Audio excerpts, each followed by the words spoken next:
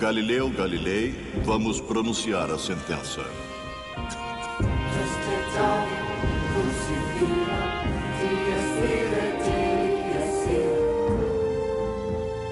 Era um período de discórdia no mundo cristão. Ameaçada pela reforma protestante, a Igreja Católica Romana exigia a adesão total a seu dogma e tinha o reforço da violenta ameaça da Inquisição.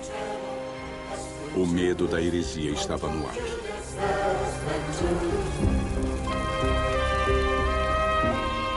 Nessa era conturbada, Galileu Galilei se tornaria o cientista mais renomado da Europa.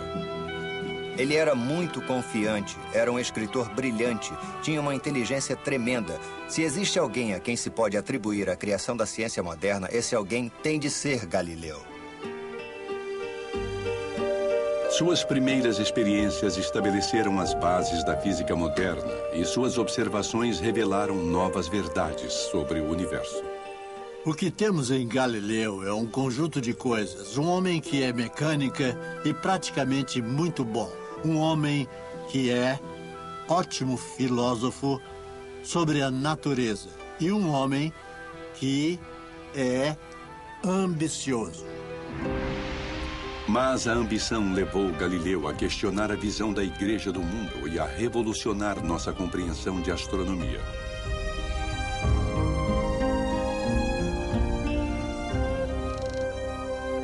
Ironicamente, o próprio Galileu era um católico fiel e deu sua filha Virgínia para a Igreja.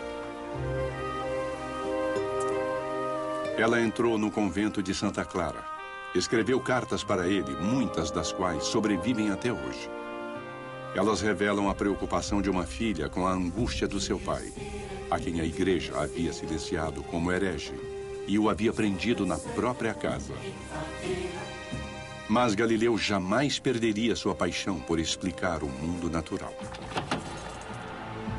Eu queria que as pessoas compreendessem que a natureza lhes deu olhos para verem suas obras, mas também cérebros para torná-los capazes de entendê-las. Quem era esse homem que via muito além dos outros nos confins do universo? O que o sofrimento dele nos diz do conflito recorrente entre religião e ciência? Galileu foi sincero quando disse que a Bíblia era a verdadeira palavra de Deus. Ele só não achava que era um bom livro de astronomia. Os trabalhos de Galileu foram proibidos pela Igreja durante séculos, e só na nossa era sua divergência com a Igreja seria sanada. Galileu pagou um preço terrível, mas suas descobertas mudaram o mundo.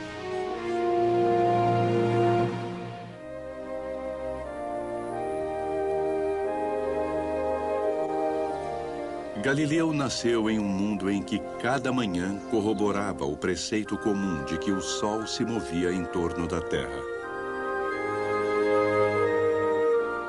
Essa crença era confirmada porque o Sol parecia passar pelo céu todos os dias. Era uma visão do universo originalmente estabelecida pelo filósofo antigo Aristóteles. No centro ficava a Terra estática, o lar do homem. O Sol era apenas um dos muitos corpos celestes que circulavam incessantemente em volta dela. Discordar desse antigo preceito poderia ser perigoso. Uma estátua do padre Giordano Bruno marca em Roma o local onde ele foi queimado vivo, devido a uma série de crenças não ortodoxas. O Vaticano considerava a astronomia uma investigação da obra de Deus. As universidades da Igreja tinham 7 matérias básicas que você era obrigado a estudar antes de entrar em filosofia e teologia. Uma dessas matérias era astronomia. Estudar os astros era uma forma de se afastar da vida mundana e de entrar em um mundo mais transcendente, um mundo que era lindo, que era eterno.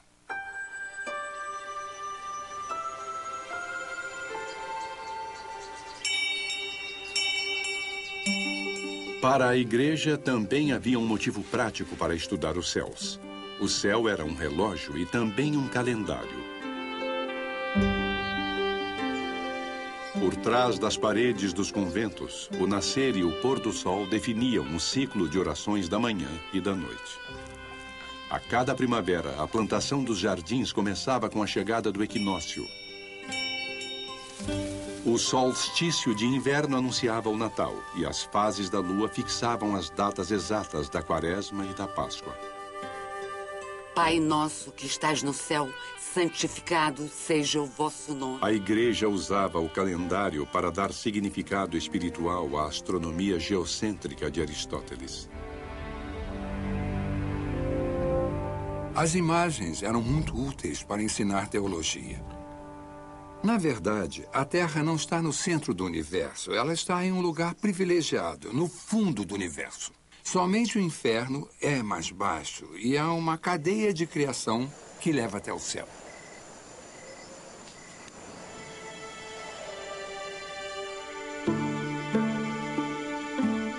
Enquanto jovem, Galileu namorou brevemente com a ideia de se tornar padre. Em vez disso, ele ingressou na Universidade de Pisa como estudante de medicina em 1581. O currículo em Pisa era supervisionado pelas autoridades jesuísticas em Roma. Mesmo os diagramas de anatomia dos livros de Galileu tinham de ser aprovados pelos jesuítas. Galileu abandonou a medicina depois de apenas alguns meses e, em vez dela, começou a estudar matemática. Entre os muitos manuscritos que ele deixou está um eloquente tributo ao poder da matemática para iluminar o mundo. Este grande livro, o Universo, só seria compreendido se fosse possível entender a linguagem e o alfabeto no qual ele é composto.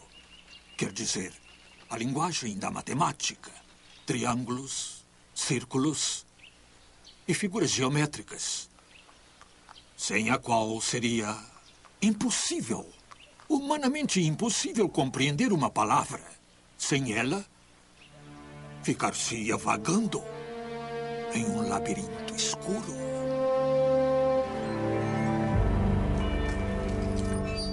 É tão confuso o mundo. Onde encontramos a verdade? Onde está a verdade? E houve um tipo de consenso que Galileu sentiu profundamente de que, na matemática, você tinha a realidade. Se havia um lugar onde os seres humanos podiam pensar como Deus, era quando pensavam na matemática. Então, vamos combinar a observação precisa da natureza e vamos aplicar essa técnica de pensamento que sabemos que Deus compartilhará conosco, que é a matemática.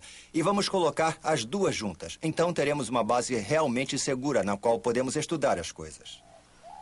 Galileu levou seus estudos matemáticos à Universidade de Pádua, a 65 quilômetros de Veneza, distante o suficiente de Roma para estar longe da influência dos jesuítas e de seu currículo aprovado oficialmente. Em Pádua mesmo havia uma universidade.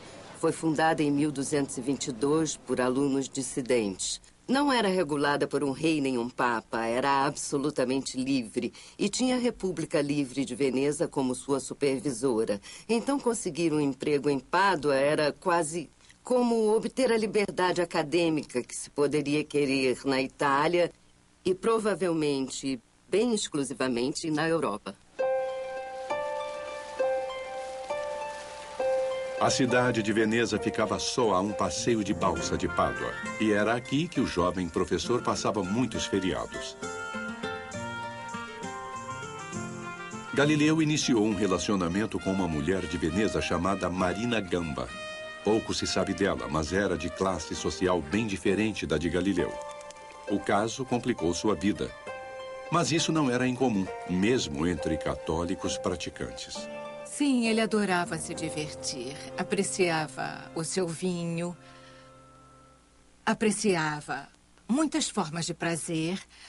Mas isso não o tornava mau católico.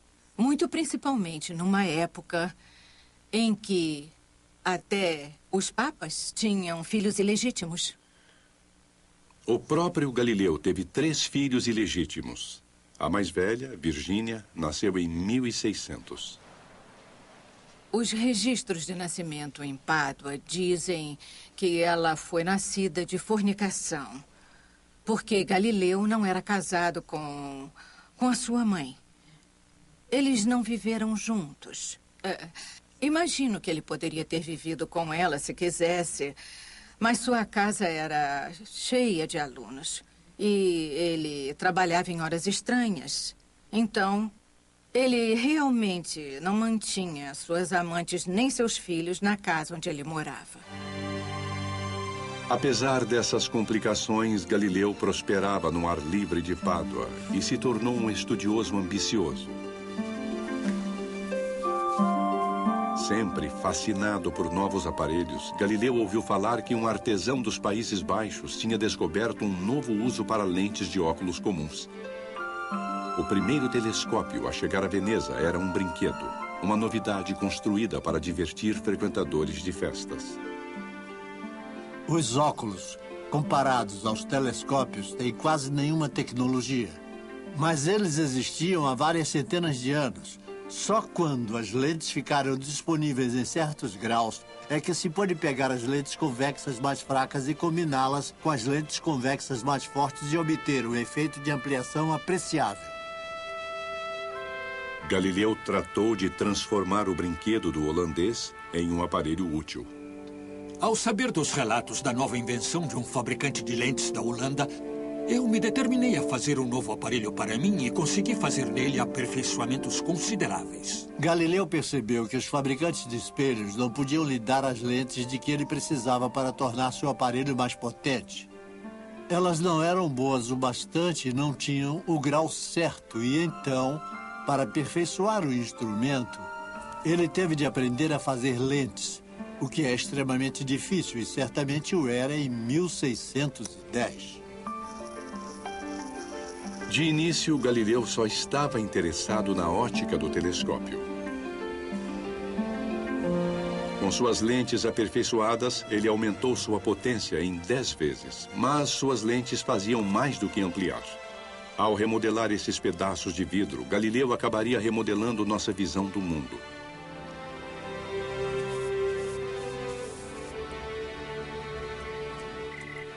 Com seu telescópio, primeiro Galileu começou a ganhar dinheiro.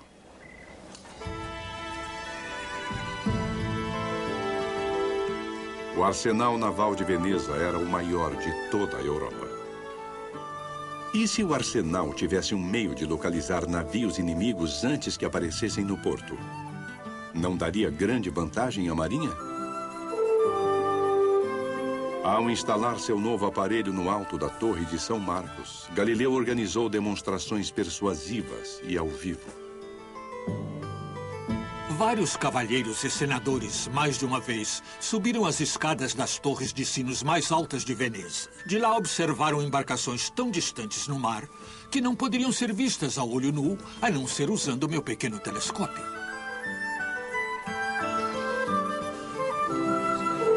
Dentro do Senado de Veneza partiu um elegante pedido para Galileu fornecer pequenos telescópios para o arsenal. Galileu recebeu um generoso salário vitalício por seu serviço à República. Era cientista e também se autopromovia. Até aquele momento, seu futuro parecia brilhante. Mas logo seu telescópio daria início a uma controvérsia que ameaçaria destruir seu criador.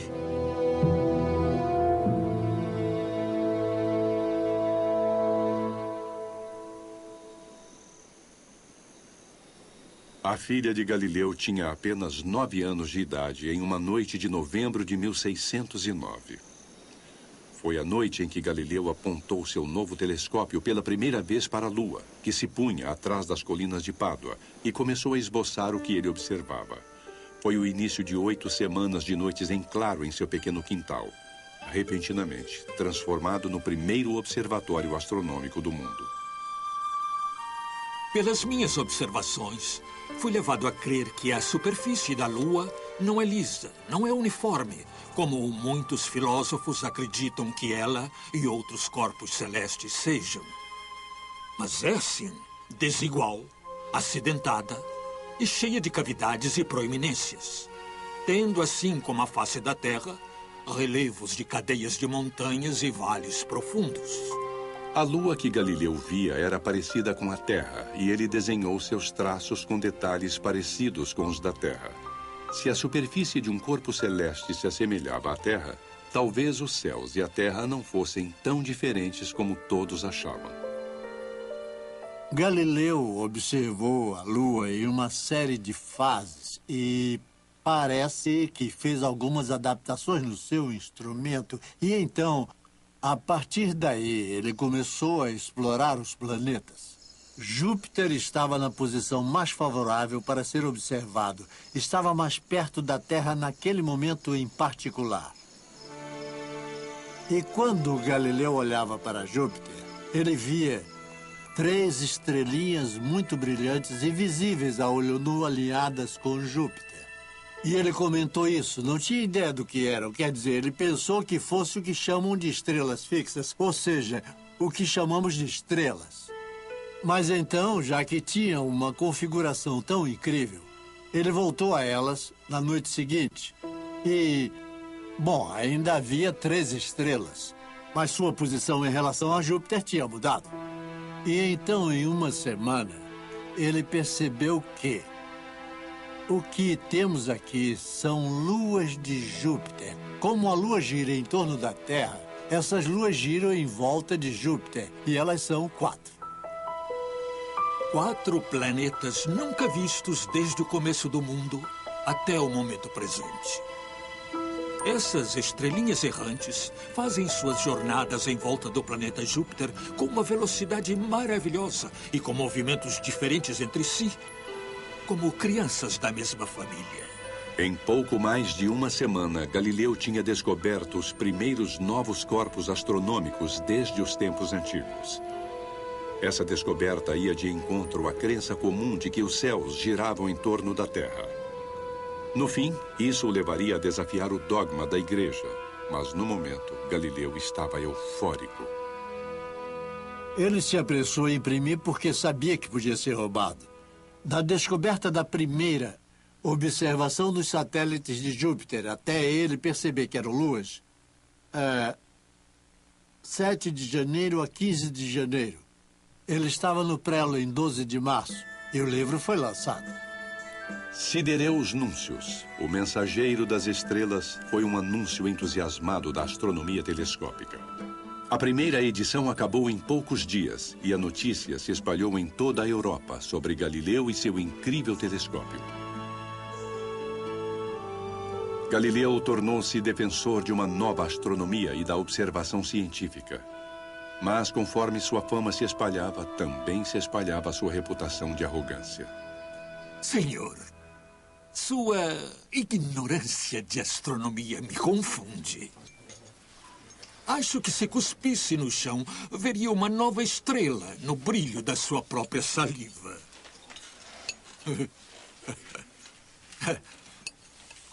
E quanto ao senhor, my lord, fico espantado que persista em tentar me provar, com o testemunho de especialistas, uma coisa que eu posso perfeitamente descobrir sozinho com uma simples experiência. Testemunhas são úteis, é claro, em questões difíceis do passado. Um juiz pode, por exemplo, chamar uma testemunha para confirmar se Giovanni foi esfaqueado ou não. Mas ele não vai chamar uma testemunha para confirmar se Giovanni foi esfaqueado quando tem o ferimento diante dele. Não compreende? Ele pode ver com os próprios olhos. A modéstia nunca foi o ponto forte do jovem professor. Sou grato a Deus por ter me concedido a graça de ser o primeiro observador de uma coisa admirável que ficou escondida todas essas eras. Tornando o invisível agora visível, o telescópio estava começando a revolucionar a astronomia. Desde tempos antigos, os astrônomos tentavam explicar os movimentos observados dos corpos celestes, supondo que eles eram ligados a esferas de cristal transparente, girando esfera dentro de esfera. O astrônomo grego Ptolomeu elaborou muito bem o sistema em grandes detalhes para explicar os movimentos do Sol, da Lua, das estrelas e dos planetas. Tudo isso podia ser visto a olho nu. No centro do intrincado sistema de Ptolomeu estava a Terra, sólida e estática. O sistema de Ptolomeu era repleto de aparelhos geométricos engenhosos. Ele tornava possível que as pessoas verificassem onde os planetas deviam estar. E, na verdade, isso era útil, digamos, para a astrologia. Era útil se você queria saber onde as coisas estavam no céu. Mas não era perfeito. 60 anos antes do telescópio, um cônego polonês, Nicolau Copérnico, percebeu que os cálculos necessários para se prever a posição dos planetas no céu seriam simplificados se ele supusesse que o Sol e não a Terra estava no centro do universo. Copérnico descreveu o Sol como se estivesse em um trono real, governando os planetas que giravam em volta dele. Esteticamente, era um sistema maravilhoso. Por décadas, depois de seu livro, muitos astrônomos simplesmente se abstiveram de julgar. O motivo era que não havia provas observadas de que a Terra se movia. Na verdade, parecia quase bobagem dizer que a Terra se movia. No sistema de Copérnico, a Terra nunca estava parada. Tinha 2 movimentos distintos. Movia-se em volta do Sol a cada ano e girava em volta do próprio eixo uma vez a cada ano. Copérnico ficou meio relutante até para publicar seu sistema, porque ele achava que haveria muitas críticas. O que Copérnico sugeriu fez dele motivo de riso em toda a Europa, porque ele dizia que aqui está a Terra. Ela está girando em uma velocidade de cerca de 1.100 a 1.200 km por hora. Ela gira em torno do próprio eixo e, além disso, gira em torno do Sol a 50 km por segundo. Então, eles estavam dizendo isso é totalmente ridículo. Olhem, o chão é tão sólido quanto podem ver. É claro que a Terra não está se movendo, é óbvio. Se estivesse, todas as coisas estariam voando para fora dela. Os campanários das igrejas cairiam, as aves não conseguiriam acompanhar, as nuvens desapareceriam ao se pôr no horizonte e coisas assim. Galileu já tinha lido Copérnico e já suspeitava que o sistema de Copérnico estava correto, mas, mesmo com seu telescópio, ele não via um meio de provar que a Terra se movia em volta do Sol. Primeiro, ele mesmo voltaria à Toscana, sua terra natal.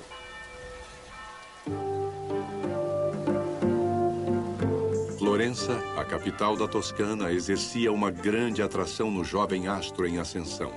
Nobre lar de Dante e Michelangelo, Florença era governada há séculos pela família Médici.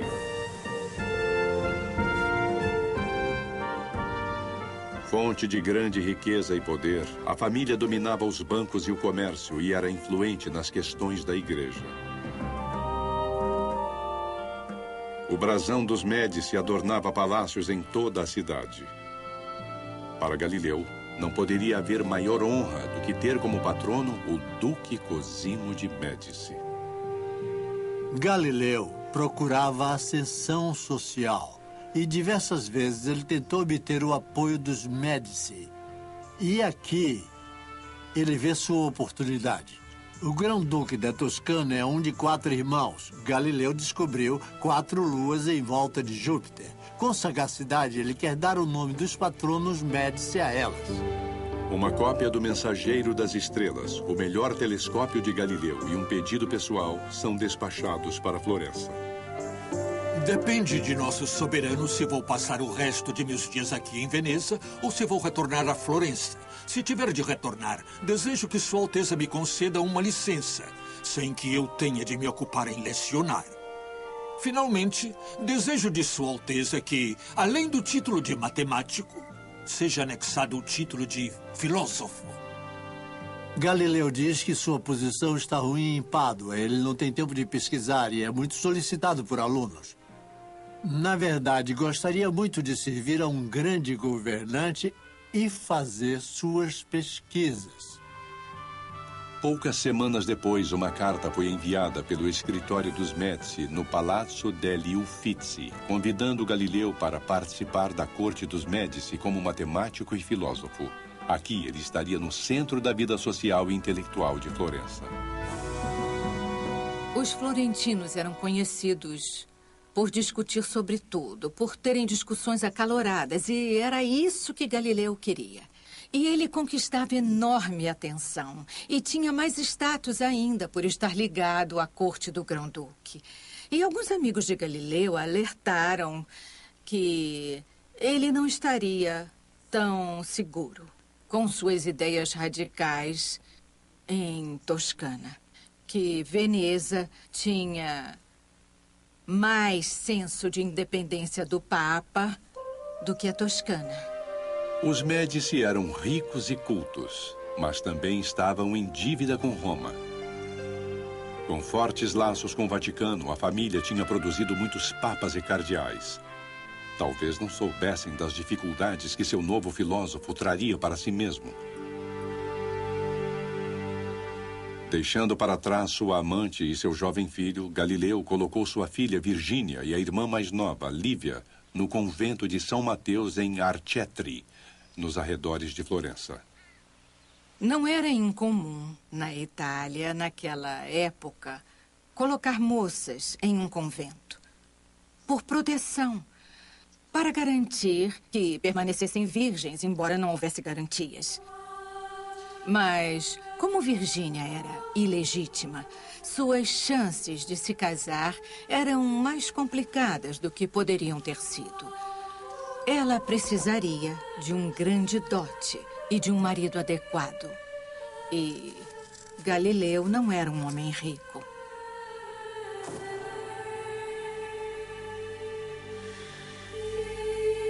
Esperava-se que jovens freiras, como Virgínia, se desligassem do mundo exterior.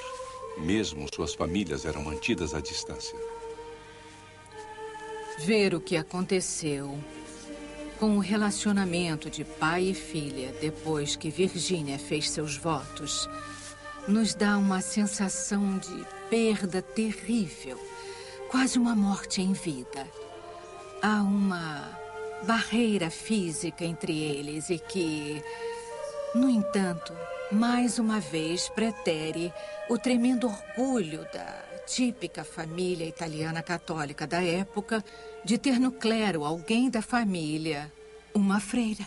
Você estava colocando aquela criança a serviço de Deus.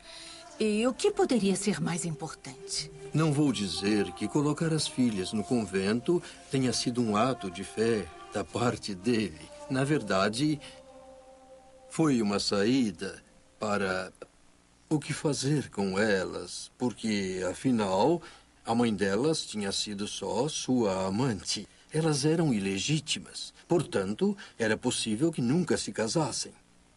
Então, o que fazer? Ele as sustentava, mas não com muita abundância. Ao longo de 20 anos, a filha Virgínia escreveu dezenas de cartas particulares ao pai, dentro das paredes do convento. Os servos de Galileu levavam as cartas em cestas de comida ou roupas. Muitas das cartas de Virgínia sobreviveram, embora todas as respostas de seu pai tenham se perdido. Suas cartas sugerem um elo duradouro entre os dois, apesar das duras condições da vida no convento. Ilustre Senhor Pai, meu quarto está terrivelmente frio agora e não sei como serei capaz de suportar isso, Senhor. A menos que me ajude me cedendo uma de suas cobertas, uma de que não precise mais. Estou devolvendo o resto de seus colarinhos, que eu já costurei. Rogo ao Senhor que lhe conceda o maior bem-estar possível. De São Mateu, em Arcetri, sua amorosa filha.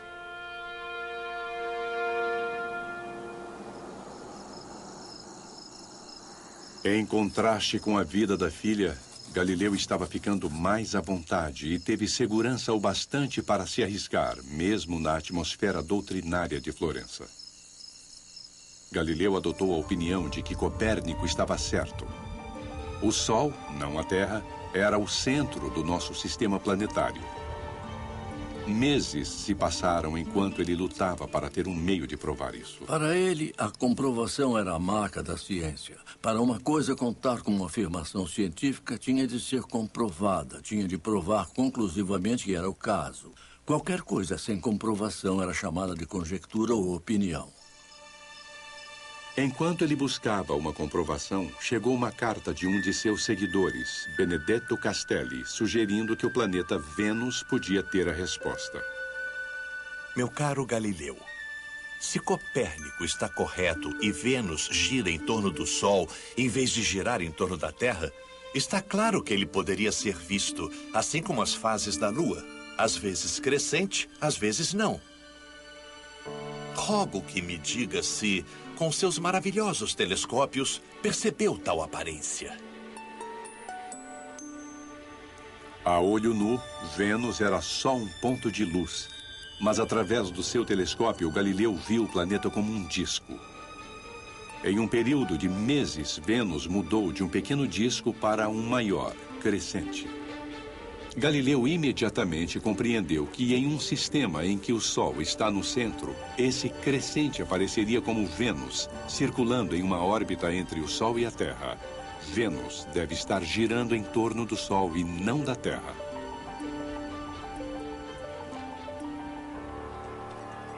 Por absoluta necessidade, aceitei a teoria de Copérnico de que Vênus gira em torno do Sol como todos os planetas, inclusive a Terra. Não temos mais de suportar qualquer argumento, embora débil, de pessoas cuja filosofia tinha sido muito abalada por essa nova disposição do universo. Mas a discussão estava apenas começando e Galileu julgou muito mal a oposição. Padres oportunistas de Florença anunciavam de seus púlpitos que Galileu estava emitindo ideias novas e perigosas. Um coro de acadêmicos invejosos, ofendidos pela arrogância de Galileu, uniu-se ao clamor. Galileu contava que seus patronos, os Médici, o defendessem. Mas essa defesa começou a falhar quando a mãe do grão-duque Cosimo começou a ter dúvidas.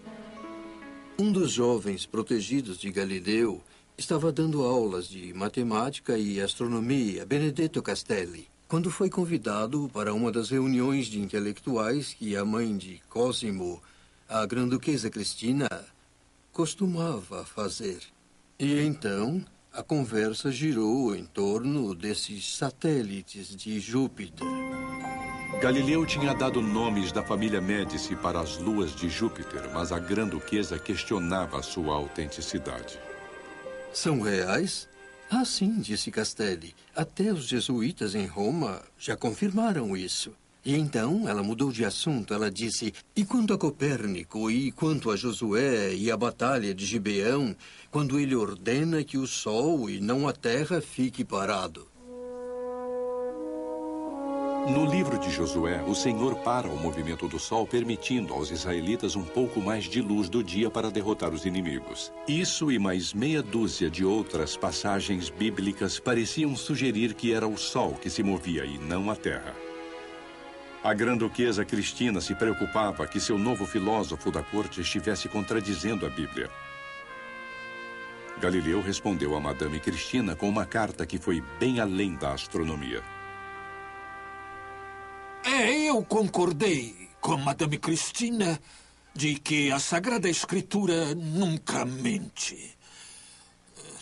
Os decretos contidos nela são absolutamente verdadeiros e invioláveis. Mas eu devia acrescentar que, embora as Escrituras nunca errem, seus intérpretes e comentaristas estão sujeitos a errar em muitas coisas quando se baseiam sempre no significado literal das palavras. Galileu foi sincero quando disse que se a Bíblia parecia dizer uma coisa diferente da ciência, então você havia interpretado mal a Bíblia. Acredito que a Sagrada Escritura exista para convencer os homens das verdades necessárias para a salvação. Mas não é necessário que o mesmo Deus que nos deu nossa fala e nossos sentidos, nossos intelectos, nos coloque de lado nessas coisas. Principalmente no caso da ciência, onde não tem a menor menção à Bíblia Sagrada. Se as Escrituras Sagradas fossem para ensinar astronomia aos homens, por que a deixaram de fora? A carta franca de Galileu para Madame Cristina, que pretendia solucionar as discrepâncias entre ciência e Bíblia, chegou a ser vista como uma agressão à própria Bíblia. E essa carta circulou. E padres locais a leram e ficaram indignados. Enviaram cópias para Roma e eles disseram para as pessoas da Inquisição: investiguem Galileu, façam alguma coisa, esse sujeito é um herege. Galileu com certeza sabia o que podia acontecer com hereges quando os cardeais da oposição se organizavam para purificar a sociedade ao combater a heresia. Muito do seu trabalho era a proibição de livros, mas a Inquisição também tinha poderes, tanto de tortura quanto de execução. Os calabouços de Roma tinham visto o fim de muitos hereges, inclusive do infame Giordano Bruno, padre caído e diletante de ciências ocultas.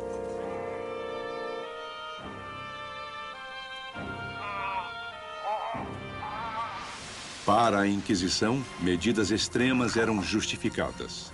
Fosse qual fosse a dor aplicada para salvar a alma de um herege, não era nada comparada à dor da danação eterna.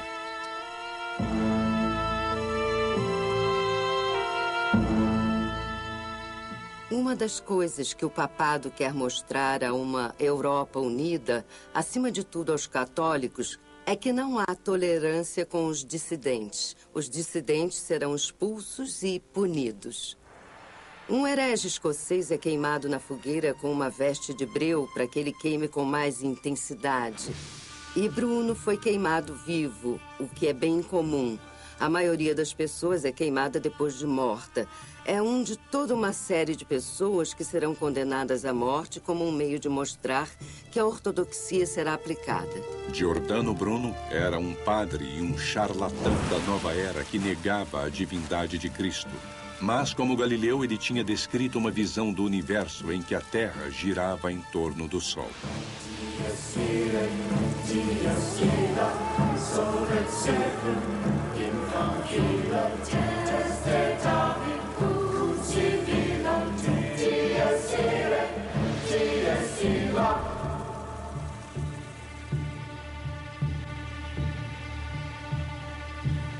Há muitas visões diferentes de quanto o paralelo de Bruno pesou para Galileu, sem dúvida. Deve ter tido alguma influência. É claro que ele percebeu o que aconteceu com Bruno. Duvido que ele tenha se achado em perigo de sofrer aquilo, mas ao mesmo tempo, no fundo havia aquela ameaça se agigantando. Se ele desafiasse a Inquisição, poderia sofrer punições severas. Por trás da execução de Bruno estava o maior inquisidor de Roma, o martelo dos hereges, cardeal Roberto Bellarmino. Agora, anos depois, esse mesmo cardeal Bellarmino estava recebendo informes sobre Galileu. Teólogos da igreja estavam alertas às possíveis implicações do que Galileu estava fazendo. E havia um registro de Galileu crescendo vagarosamente em Roma, na Inquisição.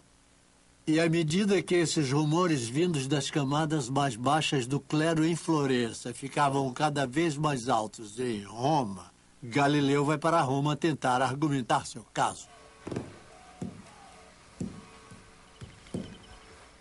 Eu decidi me apresentar abertamente, sozinho, no Teatro do Mundo, para testemunhar a sóbria verdade. Acredito que bons filósofos, como águias, voam sozinhos, não em bandos, como os estorninhos.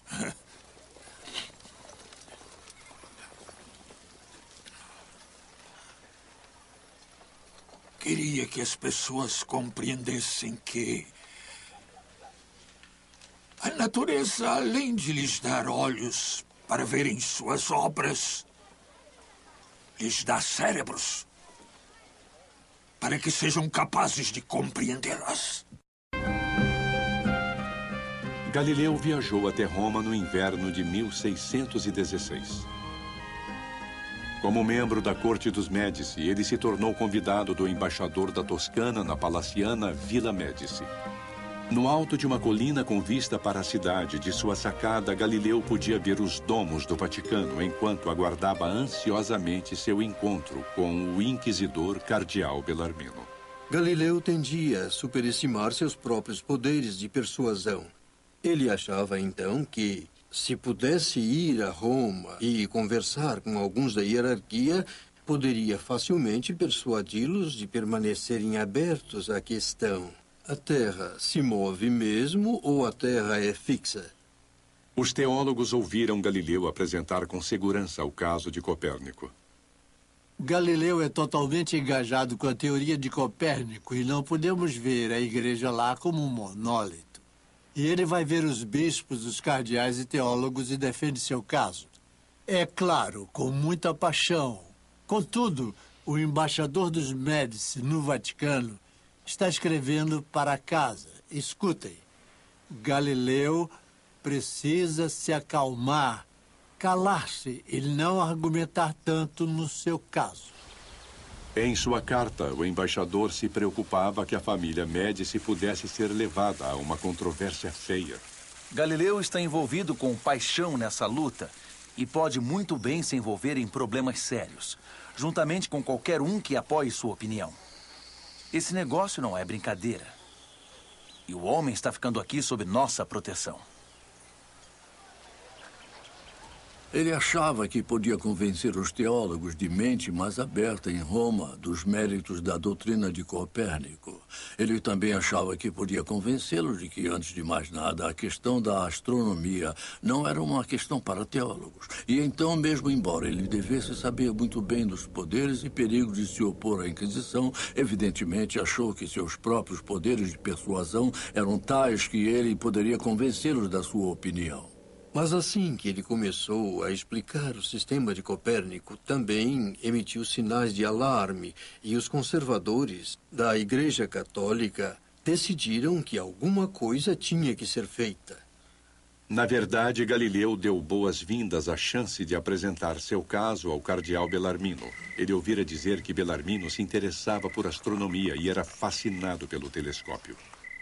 O próprio Bellarmino, que começou interessado em ciência, à medida que progredia em ciências, percebeu que havia uma série de aspectos na descoberta científica que ameaçavam a ortodoxia como ele a via.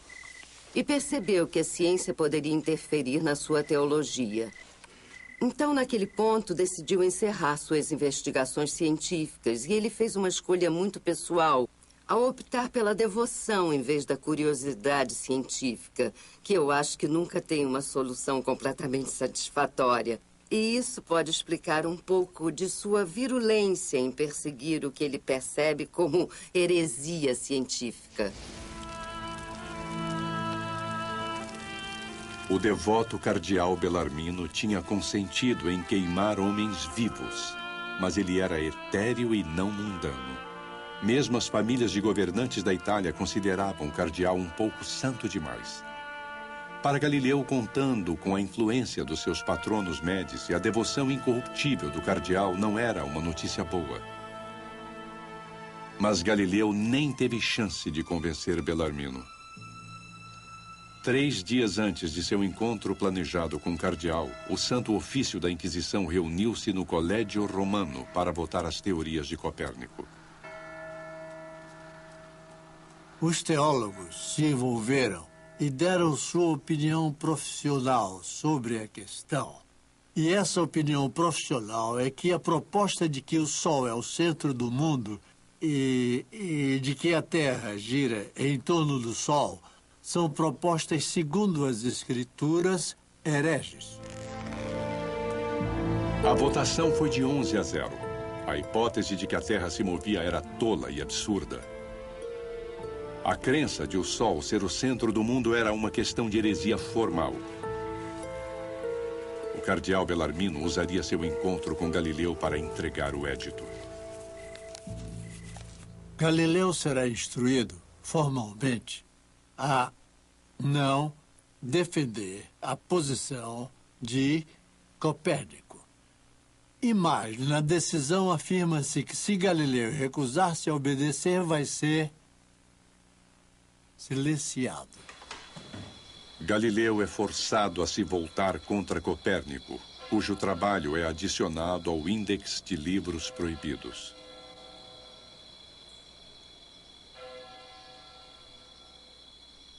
Quando os teólogos simplesmente pensavam em proibir o livro de Copérnico, eu o defendi. Então, aqueles cultos cavalheiros proibiram mesmo o trabalho, declarando que suas opiniões eram falsas e contrárias à Escritura. Sabendo, como eu, que isso sempre nos obriga a aceitar as decisões das autoridades guiadas por uma compreensão mais elevada do que meu humilde cérebro jamais poderia ter. Eu declaro minha defesa anterior como um conceito meramente poético, um sonho, uma fantasia minha. É simples quimera.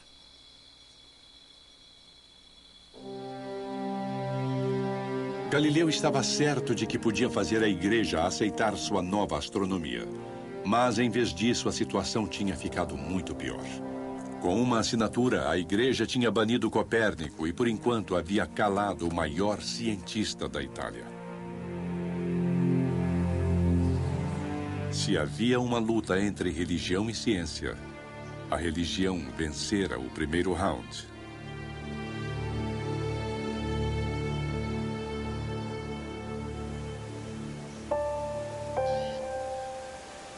Poucos meses depois da colisão de Galileu com a igreja, sua filha mais velha abraçou um de seus mais antigos rituais.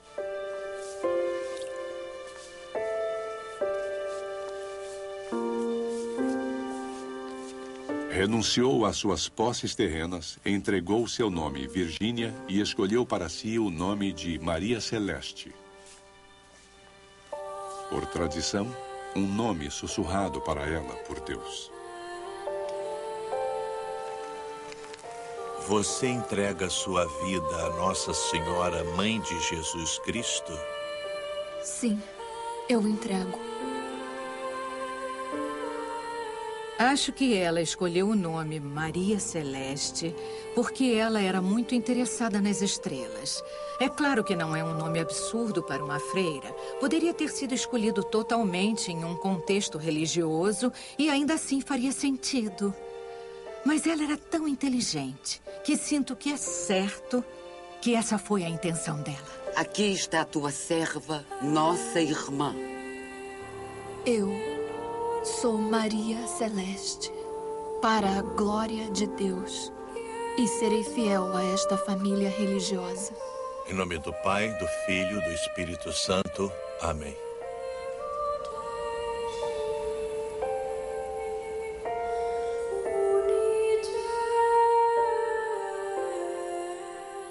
Embora suas vidas fossem difíceis, muitas das jovens inteligentes escolhiam mesmo o convento, porque sabiam que seria um lugar onde poderiam pensar e escrever, e elas teriam mais status na sociedade do que poderiam ter, mesmo como mulheres casadas e com filhos.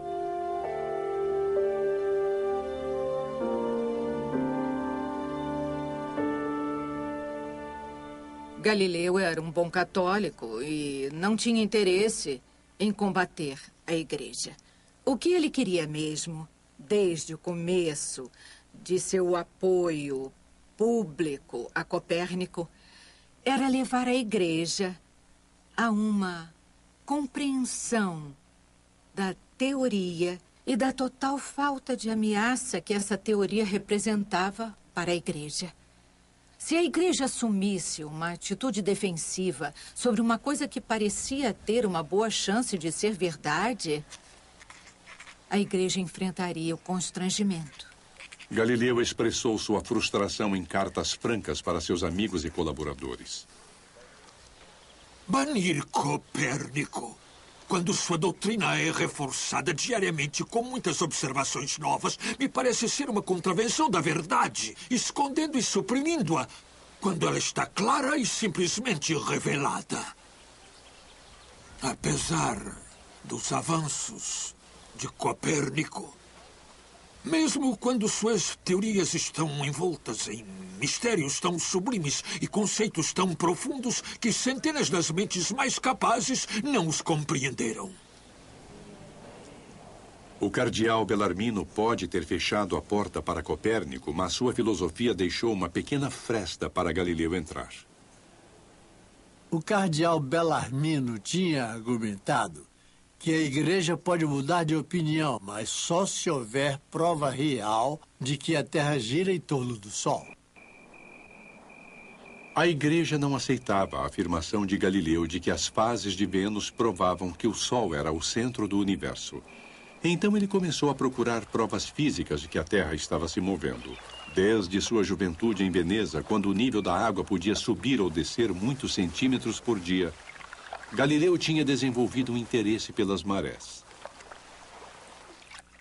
Assim como a água se move para frente e para trás em um recipiente em movimento, Galileu raciocinou que a Terra, como um recipiente gigante girando em torno do seu eixo, poderia fazer as marés subirem e descerem 2 vezes ao dia. Ele acreditava que o movimento de maré, um corpo de água como o Mediterrâneo, poderia oferecer provas de que a Terra se movia. Fazer a água contida na bacia do Mediterrâneo se comportar como o faz está além da minha imaginação e talvez da de qualquer outro que se aprofunde um pouco mais nessas reflexões. Alguns dizem que Aristóteles, depois de observar as marés por um longo tempo de alguns penhascos, mergulhou no mar em um acesso de desespero e destruiu sua vida por causa desse mistério. Até esse ponto ele tinha sido ousado. Em 1616, ele fez circular, entre alguns cardeais, um tratado sobre as marés, no qual ele argumentava que essa era uma prova real, física, de que a Terra se movia. Ele pensa com entusiasmo, com paixão, que essa é a chave para provar, para demonstrar os movimentos da Terra, observando os movimentos das marés. Agora sabemos que isso é incorreto, mas ele pensou que era a resposta. Pela primeira vez, a intuição de Galileu falhou. Embora um elo entre as marés e as fases da Lua houvesse sido observado durante séculos, Galileu rejeitou a ideia. Para ele, a sugestão de que a Lua podia influenciar os acontecimentos na Terra era assunto de astrologia ou ocultismo. A busca de provas físicas da rotação da Terra levaria mais 200 anos.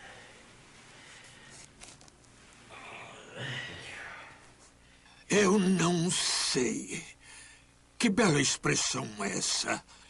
Tão cândida em sua sinceridade, é melhor do que as explicações ocultas oferecidas por certos filósofos. As pessoas que podem raciocinar bem são em número muito menor do que as que podem raciocinar mal. Se raciocinar fosse como atirar pedras, vários pensadores poderiam ser melhores do que um, mas o raciocínio não é como atirar pedras. É como correr, onde um único corcel bárbaro, galopando, ultrapassa facilmente uma carroça puxada por 100 cavalos. Se, como um corcel a galope, a Terra estiver se movendo pelo espaço, por que não podemos sentir o movimento? Galileu ateve-se ao paradoxo de que a Terra poderia girar rapidamente sobre seu eixo, originando o dia e a noite sem as pessoas sentirem o movimento. O que é muito empolgante em Galileu, e a gente vê exatamente o mesmo em Einstein também, é a forma como ele descobria o que parecia ser totalmente impossível. Ele disse: nós temos a evidência incrivelmente forte de que a Terra não se move. Tudo o que nossos sentidos nos dizem é que a Terra não se move. E, no entanto, Copérnico tem argumentos muito fortes da astronomia para sugerir que a Terra se move. Então, Galileu diz: isso realmente deve nos dizer alguma coisa muito profunda sobre como a natureza funciona.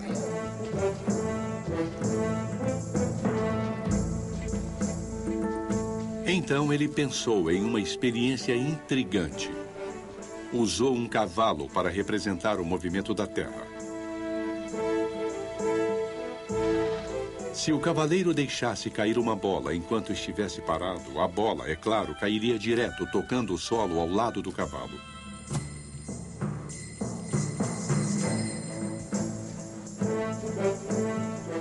Mas o que aconteceria se o mesmo cavaleiro deixasse cair a bola com o cavalo galopando? Na experiência de Galileu, o movimento para frente do cavalo seria comunicado à bola pela mão do cavaleiro. Ao ser largada, a bola continuaria a se mover para frente e ainda assim cairia ao lado do cavalo, assim como fez quando o cavalo estava parado.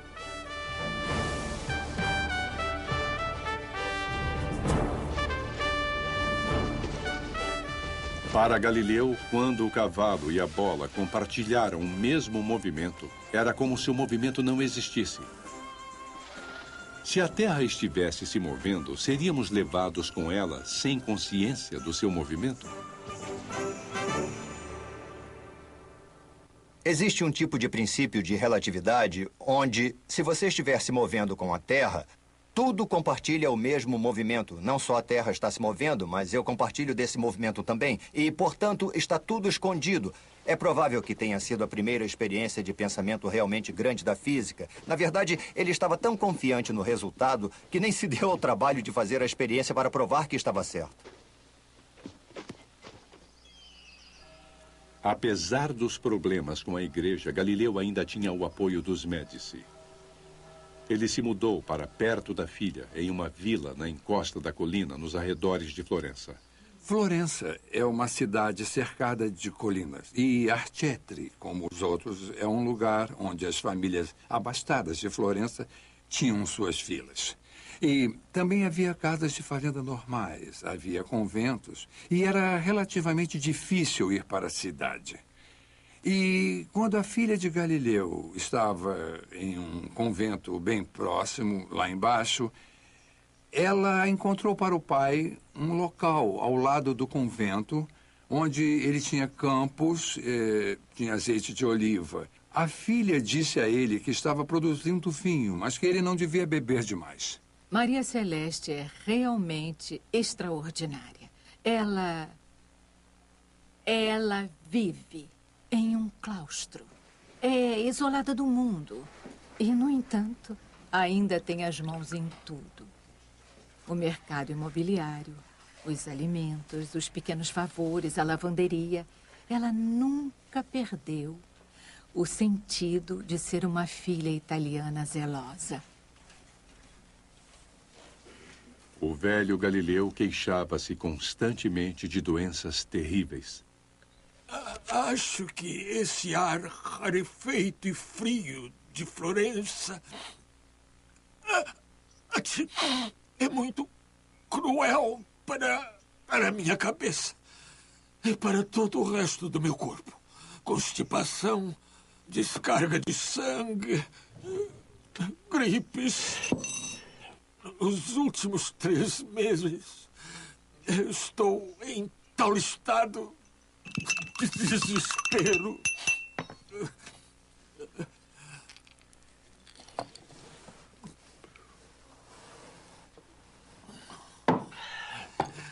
Estou praticamente confinado a meu quarto. Não, a minha cama. Sem o benefício nem de sono e nem de descanso.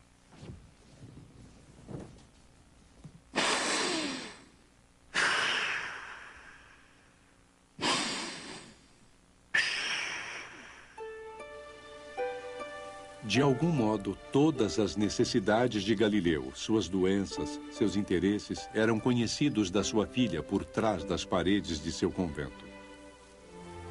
Ilustríssimo Senhor Pai, por favor, não se esqueça da grave condição em que se encontra e tenha um pouco mais de amor por si mesmo do que pelo jardim.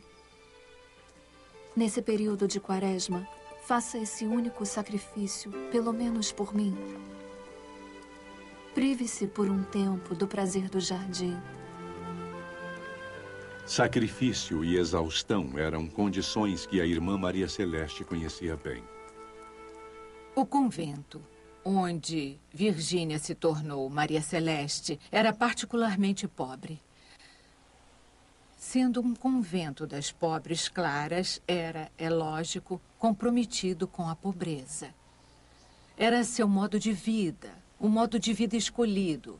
Então esperava-se que tivessem pouco o que comer, que passassem frio no inverno e experimentassem dificuldades todos os dias, em todos os momentos.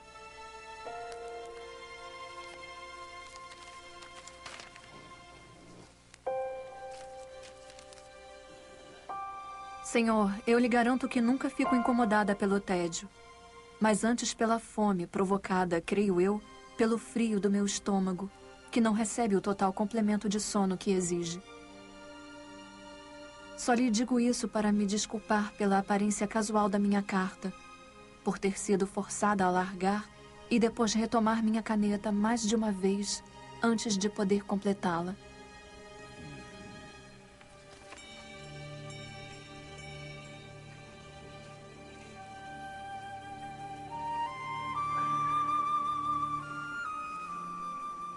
Maria Celeste tem uma personalidade brilhante.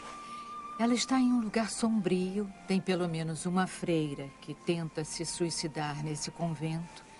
E, no entanto, Maria Celeste sempre tem uma forma de ver o propósito mais elevado, o bem maior que nunca falha.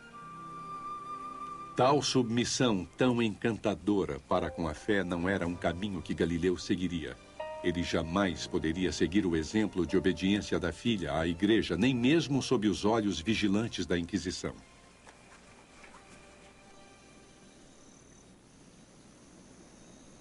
A igreja ensinava que todos os corpos celestes eram imutáveis e imaculados, mas o telescópio de Galileu continuava a revelar um cosmo bem diferente da verdade aceita oficialmente. Mesmo na superfície brilhante do Sol, Galileu observou pontos escuros, que ele denominou manchas solares. Ele não poderia saber que as manchas, na verdade, eram tempestades magnéticas, mas ele as descreveu de uma forma impressionantemente precisa. As manchas solares são geradas e desaparecem em períodos maiores e menores. Algumas se condensam e outras se expandem muito de um dia para o outro. Elas mudam de forma e algumas são bem irregulares. Elas devem ser enormes em massa, estando sobre o Sol ou muito perto dele. Galileu entra em uma discussão com um jesuíta alemão, matemático, chamado Christoph Schneider, sobre a natureza das manchas solares. O alemão defende que as manchas são, na verdade, pequenos satélites que orbitam em torno do Sol. Enquanto que Galileu argumenta que essas manchas, na verdade, ou estão na superfície do Sol, ou muito próximas a ele, e que talvez sejam um tipo de nuvem. Se o jesuíta estivesse certo e as manchas fossem satélites independentes, então a superfície do Sol permaneceria imaculada, como exigia a doutrina. As manchas solares têm uma aparência muito irregular. E se você consegue apresentar isso visualmente, então o argumento de que são satélites do Sol se torna absurdo. E então Galileu planejou com muito cuidado a publicação de suas cartas sobre as manchas solares. Todas são orientadas adequadamente, de modo que você pode vê-las de um dia para o outro nascerem no Sol e morrerem lá, de repente, no meio do Sol. Aparece um dia uma mancha pequena e no dia seguinte ela cresce, depois cresce mais ainda e depois, vagarosamente, ela vai para a beirada. Fica claro que há manchas no Sol com forma tão irregular que não podem ser satélites. Tem um ensaio visual no qual você tem visões ininterruptas de manchas solares. Galileu produziu uma série de registros das mudanças diárias dessas manchas solares. Os movimentos contínuos das manchas sugeriam que o Sol pode realmente girar em torno do seu eixo.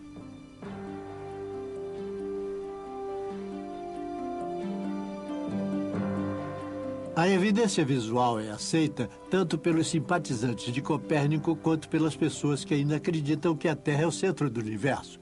Mas é a interpretação dessa evidência, e cada vez mais você vê os astrônomos conservadores então indo além dos limites, porque se você pode dizer que eles são satélites do Sol, ainda pode dizer que o Sol é perfeito.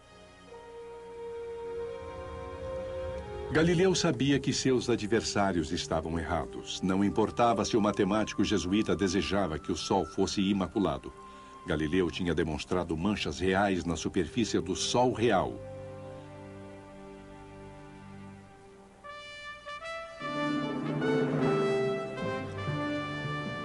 Sete anos depois de a Inquisição ter banido Copérnico, Galileu recebeu a notícia de que um novo Papa tinha subido ao trono de São Pedro. O colegiado de cardeais tinha escolhido um membro de uma família proeminente da Toscana, um homem que Galileu realmente considerava um amigo. Maffeo Barberini se tornaria o Papa Urbano VIII. Urbano VIII é uma escolha interessante para ser Papa naquele momento. Ele é membro da família Barberini. E uma piada dizia, o que os bárbaros não saquearam de Roma, os Barberini o fizeram. Seu brasão, quando ele era um jovem prelado, tinha 3 moscas. E as moscas tornaram-se cada vez mais indignas para alguém que tinha alcançado um posto tão alto na igreja. Então, a certa altura, as moscas foram mudadas para abelhas operárias. E, portanto, Maffeo Barberini torna-se a personificação do indivíduo trabalhador e produtivo.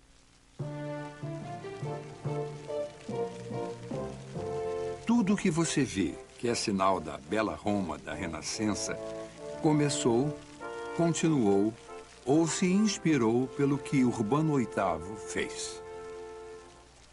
No fim da Via Vêneto, há uma fonte com 3 abelhas Barberini, para lembrá-lo qual papa lhe deu essa fonte de água e também para lembrá-lo de que você não deve ficar vadiando em volta da fonte. Deve fazer como a abelha e produzir mel.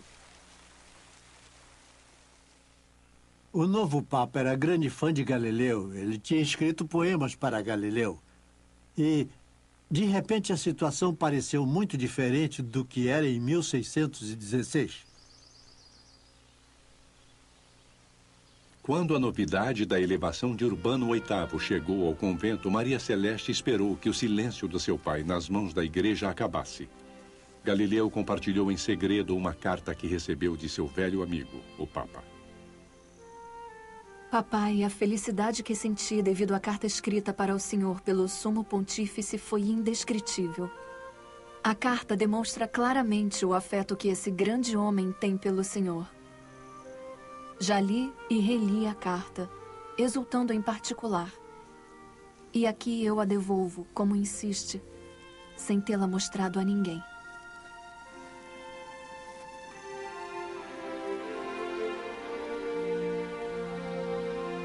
Galileu fez a difícil viagem de 2 semanas para Roma, especialmente para se encontrar com o Papa Urbano VIII.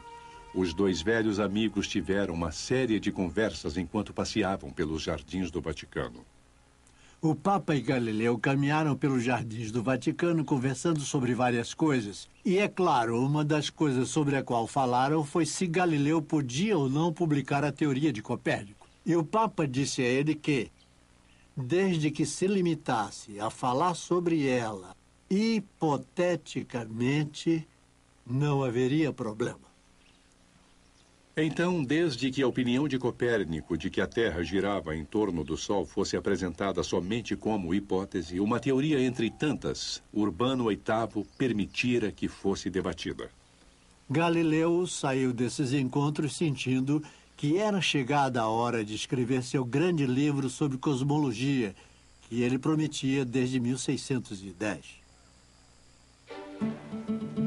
Agora, com 60 anos, ele se dedicou a seu novo livro. O Papa tinha dado licença para Galileu embarcar no que ele esperava ser seu trabalho mais importante. Escrevendo em italiano, não em latim, exibindo sua evidência mais persuasiva em um estilo inteligente, popular, Galileu buscou entreter e conquistar todos os que o lessem para a visão do mundo de Copérnico. As cartas de Maria Celeste sugerem que seu pai permitiu que ela lesse seu manuscrito inacabado. Parece haver um interesse genuíno pelo trabalho dele por parte dela. É claro que ela se diminui. Ela sempre diz: eu adoraria ver o que está escrevendo, se acha que posso compreender. E é claro que prometo não falar sobre isso com ninguém. Então eles tinham uma intimidade em relação ao trabalho. E, possivelmente, a coisa mais interessante que surge das cartas é essa forte indicação de que, enquanto ele está trabalhando no diálogo, o vai e vem de cartas começa a incluir uma coisa chamada cortes, que obviamente são pedaços de um manuscrito, e parece que é ela que está realmente preparando um manuscrito.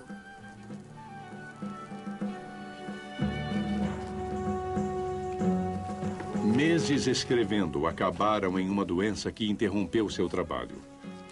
Depois de 5 anos, o fim estava próximo. Com a graça de Deus, estou no caminho certo. O livro vai ser bem grande e cheio de novidades que, ao escrever em forma de diálogo, posso introduzir sem afetação ou esforço. Se eu conseguir sobreviver a esse inverno, vou concluí-lo e publicá-lo imediatamente. Galileu terminou seu grande livro na véspera de Natal de 1629. Ele o chamou de Diálogo sobre os dois grandes sistemas do mundo. É uma obra-prima da retórica. Galileu explica a nova visão do mundo. É um debate sobre o mundo dos sistemas. O Sol é o centro do universo ou é a Terra o centro do universo? Ele apresenta todas as suas maravilhosas descobertas com o telescópio. E você é simplesmente levado nessa narrativa. Galileu cria 3 personagens vivazes, nobres de Veneza. O primeiro personagem, o anfitrião, promove um debate entre seus 2 convidados falantes. Um dos visitantes fala claramente por Copérnico e Galileu. Mas o outro, Simplício, o simplório, é um contraste cômico que enuncia as doutrinas da Igreja sobre ciência e filosofia. Galileu obteve a permissão de um censor amigo para publicar seu livro em Florença. Ele sabia que seria muito mais difícil de persuadir os censores de Roma. Despachou um punhado de cópias para o Vaticano, mas antes que pudesse saber do resultado, Florença foi acometida por uma terrível catástrofe. Em 1630, a peste bubônica atingiu toda a Toscana. Em questão de semanas, 6.000 florentinos estavam mortos e Galileu perdeu contato com Roma. Todas as noites, enquanto a cidade se escondia atrás de portas fechadas, carroças recolhiam os corpos. Médicos vagavam pelas ruas com máscaras recheadas de palha para protegê-los do contágio. Um surto de peste bubônica atinge toda a Itália e de forma intensa na Toscana.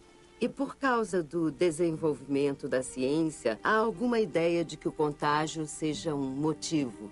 E então, há tentativas do Grande Duque da Toscana, que é um sistema de governo bem centralizado, de fazer quarentenas, quase sempre considerando desumano interditar as casas das pessoas.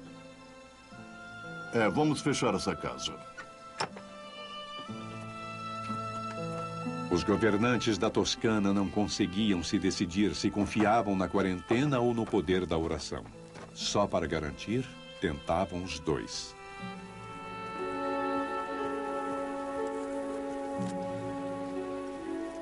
Uma procissão da Madonna de Impruneta pela cidade é uma forma de invocar o auxílio divino e, é claro, de ter uma procissão religiosa que, de certo modo, milita contra o efeito da quarentena. Espera-se que a fé supere o que parece uma lei da natureza. O magistrado da saúde pública pediu o auxílio do convento de Maria Celeste.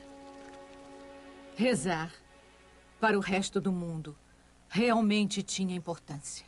E as freiras sabiam disso. E, na verdade, durante a peste, elas tinham a função específica de orar 2 de cada vez durante 40 dias ininterruptos. E essa era considerada uma das intervenções mais ativas que podiam ser feitas contra a peste. Maria Celeste se preocupava com seu pai ancião. Como boticária do convento, ela preparou uma medicação para ele, esperando defendê-lo da infecção. Tenha fé nesse remédio, Senhor. Ele é feito com mel. Tome uma vez de manhã uma dose do tamanho aproximado de uma noz, seguida de um gole de vinho grego. O magistrado da saúde alega que ele dá uma defesa maravilhosa. Por favor, use toda a cautela possível para se defender do perigo.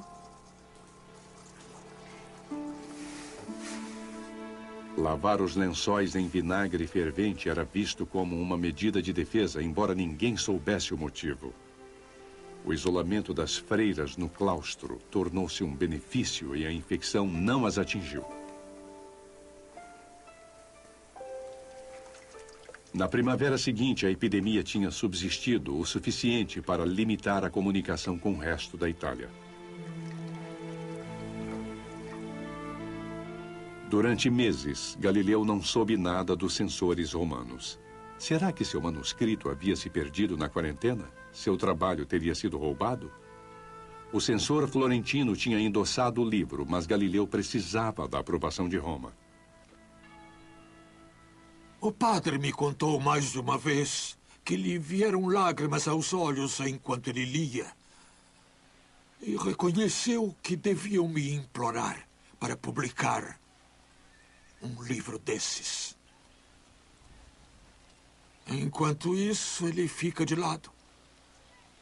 E a minha vida se desperdiça.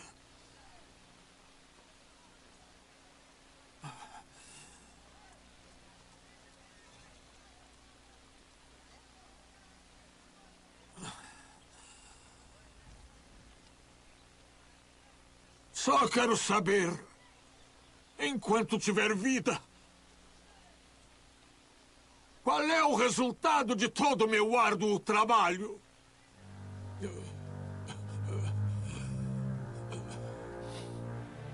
Enquanto Galileu esperava, as cópias do seu diálogo passavam em silêncio entre os poderosos clérigos de Roma.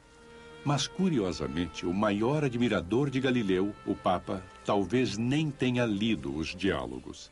Em vez disso, Urbano VIII ouviu rumores. Rumores de que Galileu tinha posto suas palavras na boca de um tolo. Rumores de que Galileu não tinha escrito um discurso científico, mas uma sátira literária. O que Galileu fez foi escrever um grande trabalho de literatura. Ele o escreveu como um diálogo para ser um trabalho científico, mas também literário. E esperava que o mais culto, cosmopolita e progressista dos papas apreciasse, talvez esquecendo temporariamente que no fim dessa linda produção retórica havia uma ofensa, digamos, um tanto grave.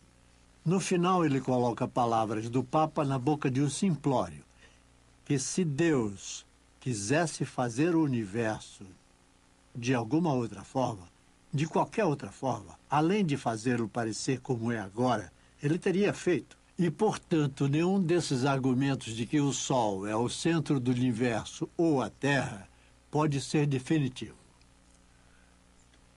Anos antes, quando ele passeou pelos jardins do Vaticano com Galileu, o Papa teceu o mesmo argumento, dizendo que a obra de Deus pode estar além da compreensão humana.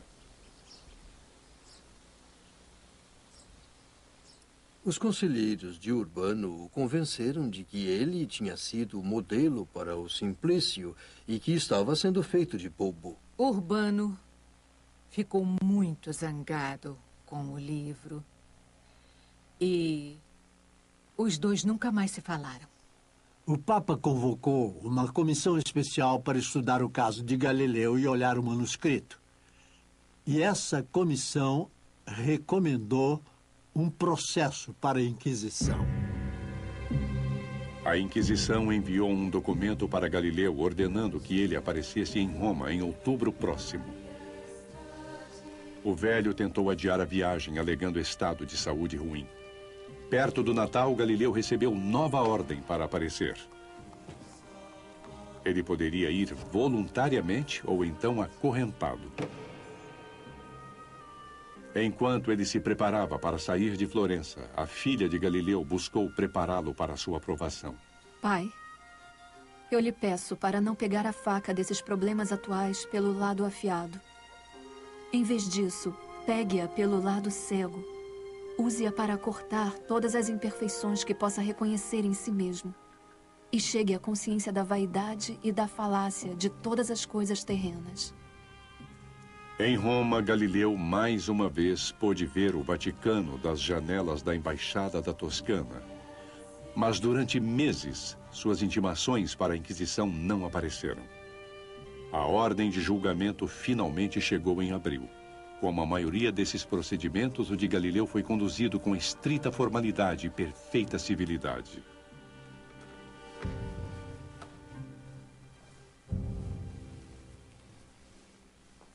Galileu, filho do falecido Vicentio Galilei Florentino, 70 anos de idade.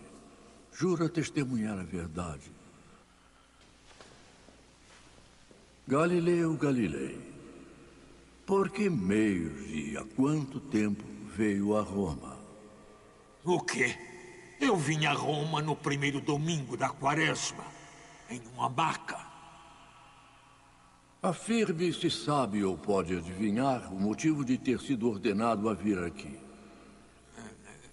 Imagino que ordenaram a minha presença diante do Sagrado Ofício para dar conta do meu livro recentemente impresso. Se esse livro lhe fosse mostrado, poderia reconhecê-lo como o seu? Eu espero que sim. Sim, se me mostrarem, devo reconhecê-lo.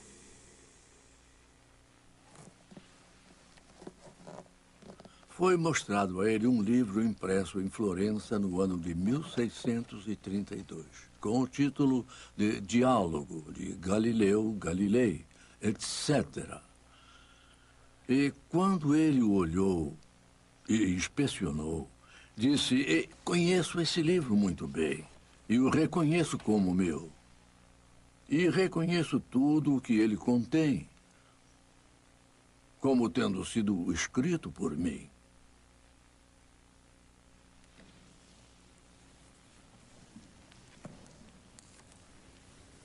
A Inquisição limitou o julgamento a duas simples questões. O falecido cardeal Bellarmino proibiu Galileu de defender Copérnico quando os dois se encontraram 16 anos antes? E Galileu violou o mandado do cardeal escrevendo esse diálogo?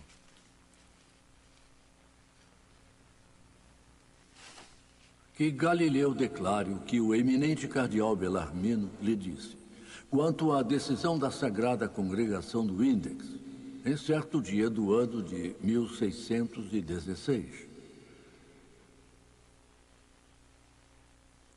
O senhor cardeal Bellarmino me informou que a opinião da estabilidade do Sol e do movimento da Terra foi considerada repugnante para a Sagrada Escritura. Eu acredito que o cardeal me notificou que era possível ter a opinião, hipoteticamente, como Copérnico fez.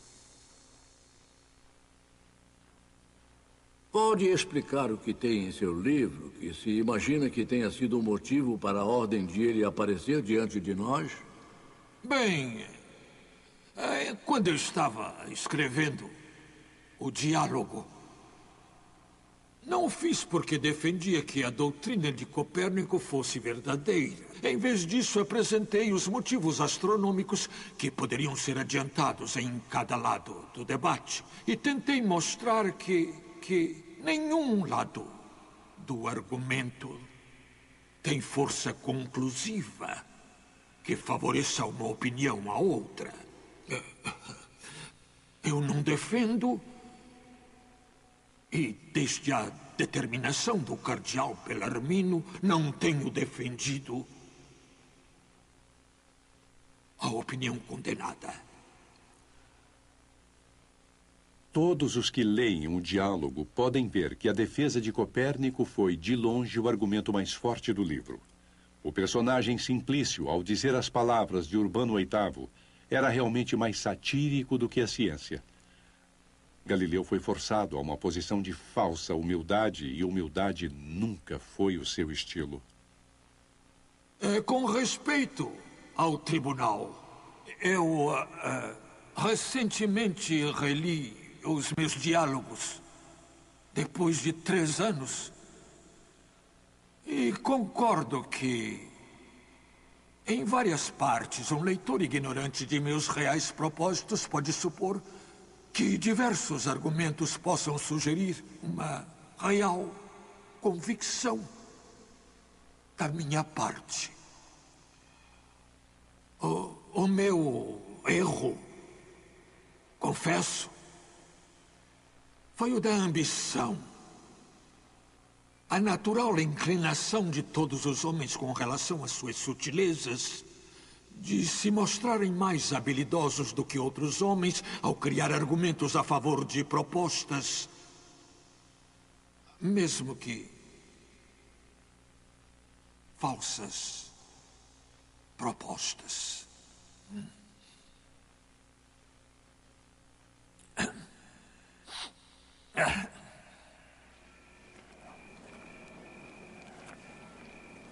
Galileu foi encarcerado em uma pequena sala no Palácio da Inquisição.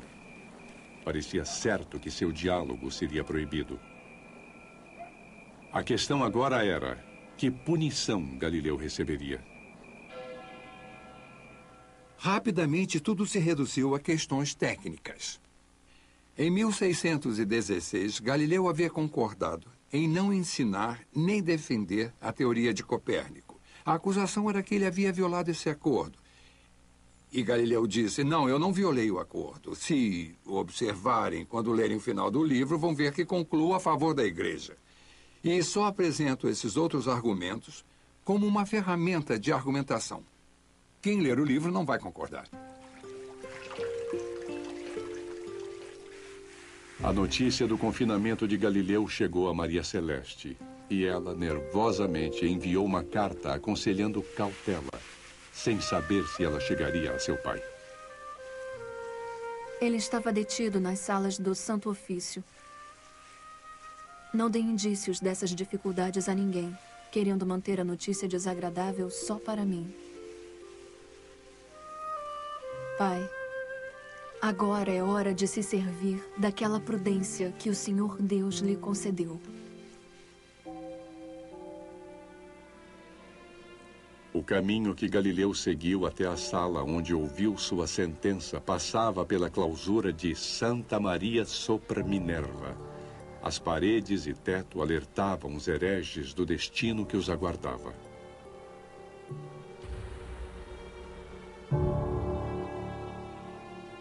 As pessoas que conduziam a Inquisição esperavam que qualquer um que viesse à Inquisição e visse essas cenas de pessoas que morreram na fé correta, percebesse que devia usar a coragem dos mártires para enfrentar seu próprio caso, enfrentar sua heresia sinceramente e ir para sua punição com a consciência limpa, porque ela foi levada de volta à ortodoxia.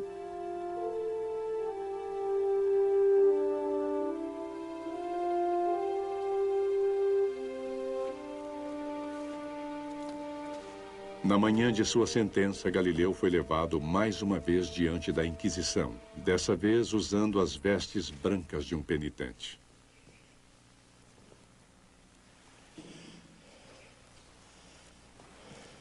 Nós pronunciamos a sentença. Declaramos que o senhor Galileu Galilei, por motivo das questões detalhadas nesse julgamento, declarou-se no julgamento deste santo ofício veementemente suspeito de heresia. Ou seja, tendo defendido e acreditado em uma doutrina falsa e contrária à Escritura, de que o Sol é o centro do mundo e não se move, e que a Terra não é o centro do mundo e se move. Nós o condenamos ao aprisionamento nesse santo ofício à nossa disposição.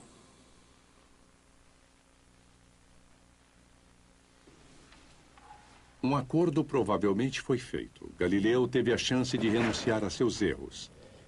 Em vez de passar o resto da vida em um calabouço, o velho ajoelhou-se como ordenado. Eu, Galileu, filho de Vincenzo Galilei de Florença, 70 anos de idade, ajoelho-me diante do Senhor. Juro que sempre acreditei e acredito agora, e com a ajuda de Deus sempre acreditarei em tudo o que é ensinado, defendido e pregado pela Santa Igreja Católica. Eu abjuro com fé sincera e sincero coração. Eu amaldiçoo e abomino quaisquer erros e heresias.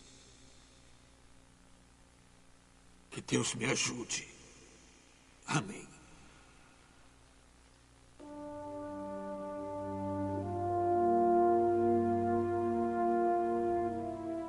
O julgamento de Galileu terminara.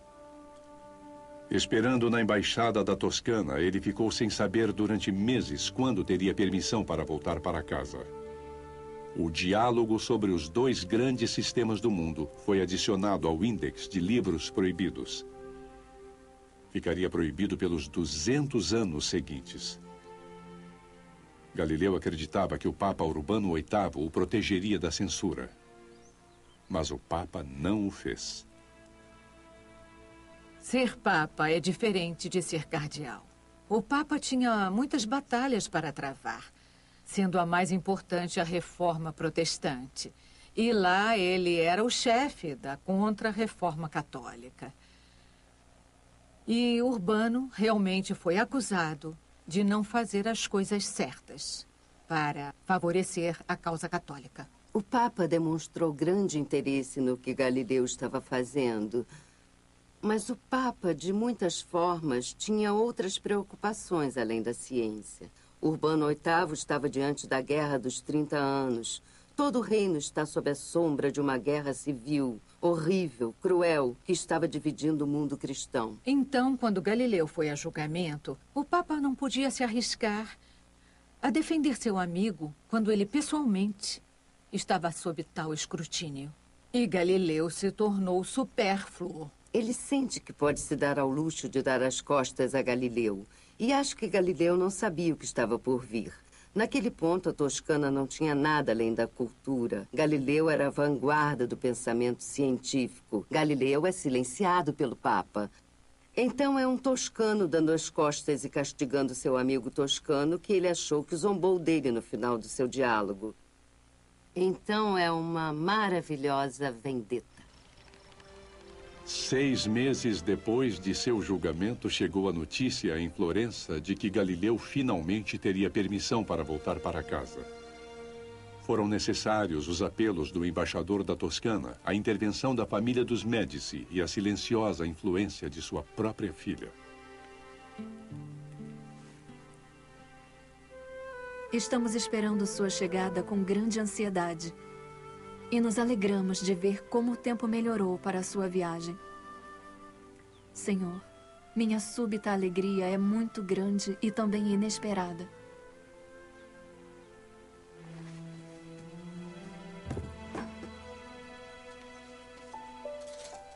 Galileu foi para casa, mas ficou em prisão domiciliar, sem poder ensinar, viajar, nem visitar sua filha sem permissão. Ele assinava suas cartas da minha prisão em Arcetri.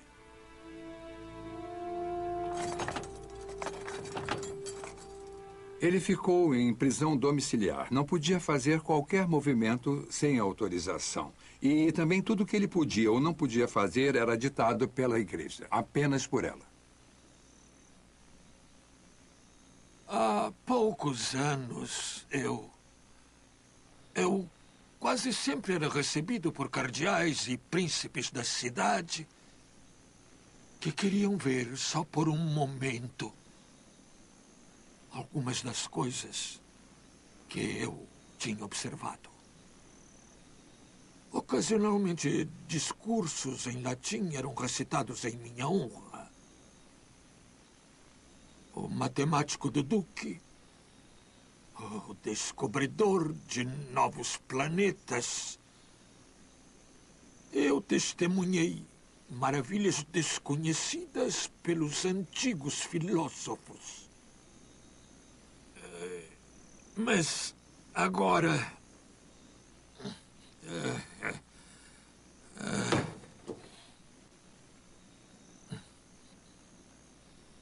Agora, passo dias estéreis que são longos devido à inatividade e, no entanto, breves, se comparados aos anos que se passaram. Meu único consolo é a memória de antigas amizades, das quais tão poucas restam. Pai nosso que estás no céu, santificado. Galileu recebeu ordens de recitar orações de penitência toda semana. Embora doente, Maria Celeste responsabilizou-se por aliviá-lo deste fardo. Eu obtive permissão de aliviar sua sentença, Senhor, assumindo para mim a obrigação que o Senhor tem de recitar todas as semanas os 7 salmos. Eu já comecei a cumprir essa exigência.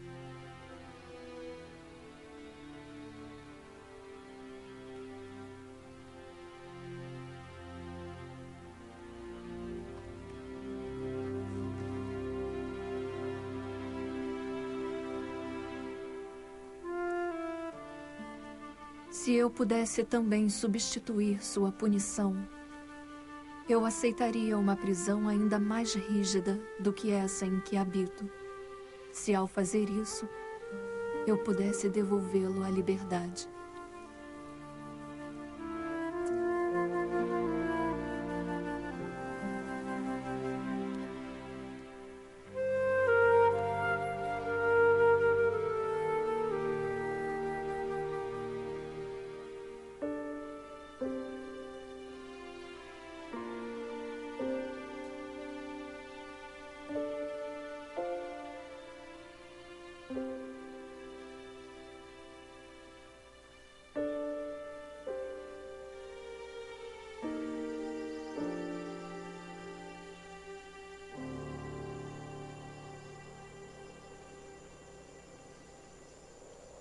Embora suas cartas não insistissem nisso, a condição física de Maria Celeste tinha se debilitado na longa ausência de seu pai.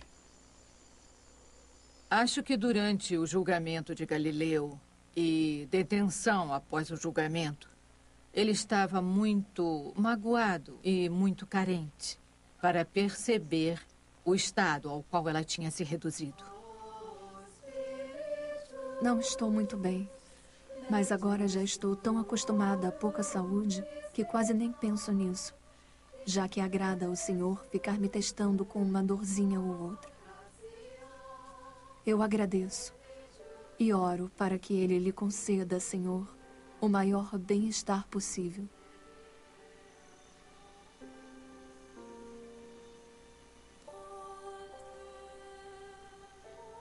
No fim de março, chegou a notícia de que Maria Celeste estava gravemente doente, com febre.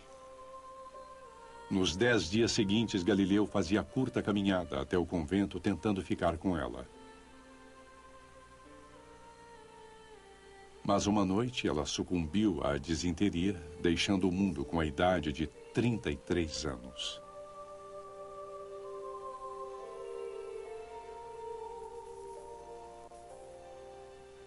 Quando Maria Celeste morreu, foi como se uma luz tivesse saído da vida de Galileu.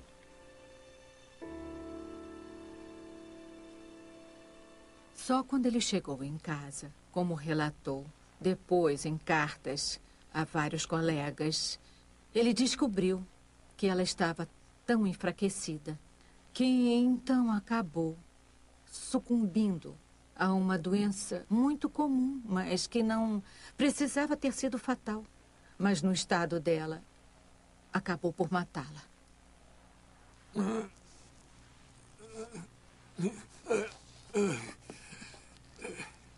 Eu estou cheio de melancolia e tristeza. Tenho horror de mim mesmo. E constantemente ouço minha amada filha me chamar.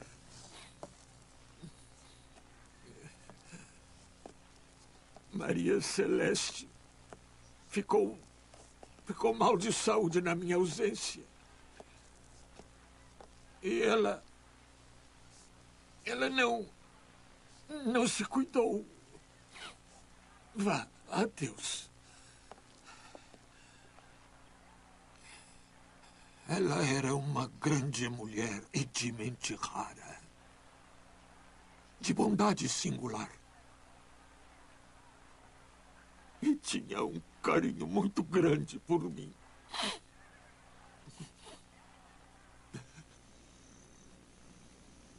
Dúzias de cartas pessoais de Galileu sobreviveram, mas nenhuma das que ele escreveu para a filha foi encontrada.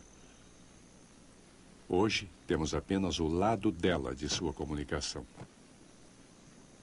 É uma pena, realmente uma pena não termos as cartas dele para ela.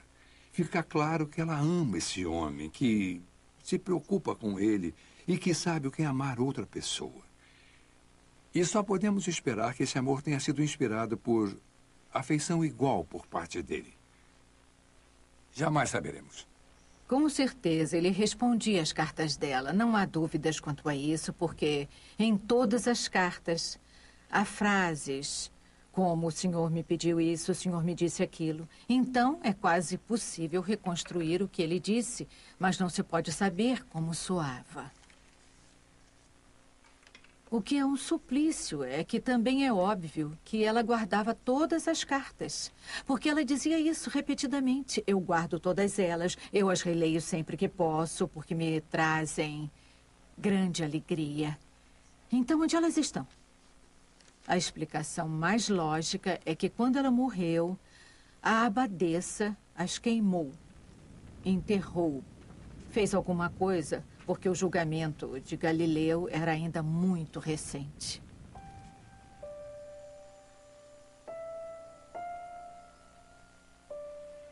Lutando contra a progressiva cegueira e quase sempre confinado à sua cama, Galileu começou a reexaminar seu próprio trabalho anterior.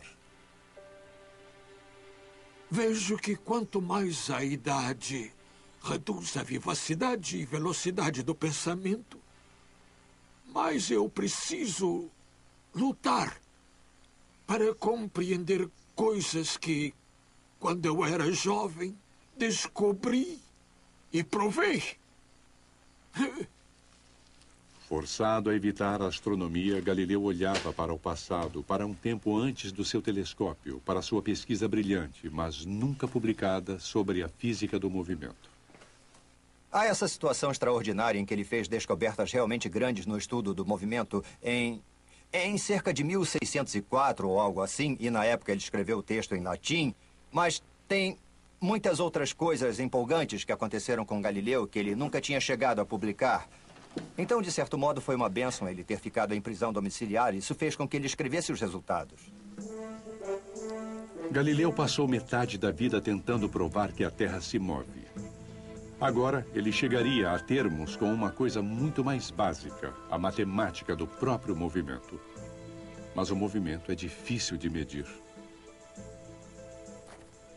tudo ocorre rápido demais para você perceber o que está acontecendo. Galileu teve a brilhante ideia de retardar o movimento, então, em vez de tentar observar uma coisa cair, ele fazia bolas rolarem em inclinações suaves para que a velocidade aumentasse muito, muito devagar. Galileu raciocinou que conforme as bolas rolavam descendo as inclinações, elas aceleravam, assim como faziam em queda livre, muito mais lentamente. Enquanto jovem, Galileu projetou um nível inclinado com muita precisão, uma das peças mais importantes do aparato experimental da história da ciência. Galileu não deixou nenhum plano para trás para seu nível inclinado, mas com base em suas notas experimentais, o professor Roberto Caparelli está usando o que ele acredita ser o projeto original de Galileu para descobrir como ele foi capaz de medir a aceleração com precisão.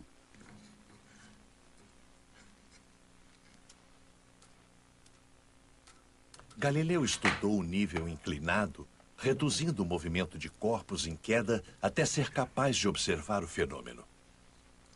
Ele foi capaz de medir exatamente com que velocidade a bola rolou, marcada com o balanço de um pêndulo. Galileu tinha certeza de que a aceleração estável deve ser governada por uma regra matemática. Ele pega um plano levemente inclinado e deixa a bola rolar. Ele observa como ela se acelera e então ele mede a que distância ela vai em determinado tempo. E depois faz sua primeira descoberta empírica, que se na primeira unidade de tempo ela vai a uma unidade de distância, na próxima unidade de tempo ela vai a 3 unidades de distância, e na próxima 5, e na outra 7. Então ele tem uma linda progressão numérica, 1, 3, 5, 7. E ele chama isso de regra dos números ímpares. E ele realmente se extasia com isso, sabe que fez uma grande descoberta. Galileu descobriu uma regra matemática para prever com precisão o movimento dos objetos do mundo real. Uma lei universal que se aplicava a qualquer corpo caindo.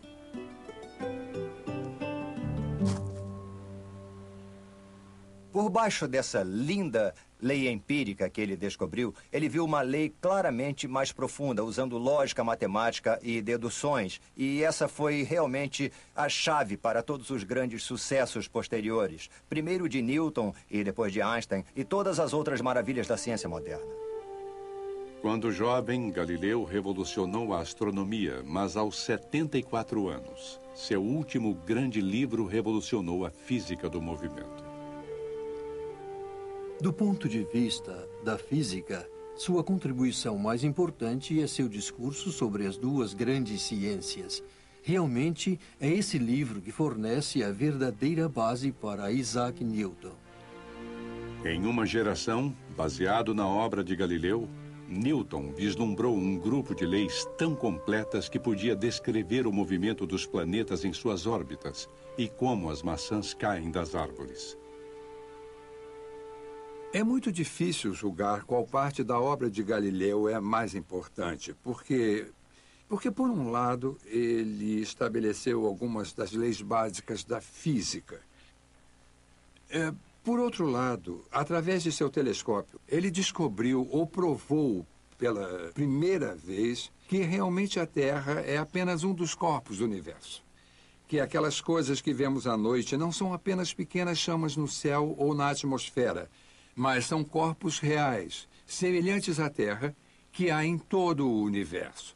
Outros corpos que podem ser similares ou diferentes do nosso, mas são nossos irmãos e irmãs no universo.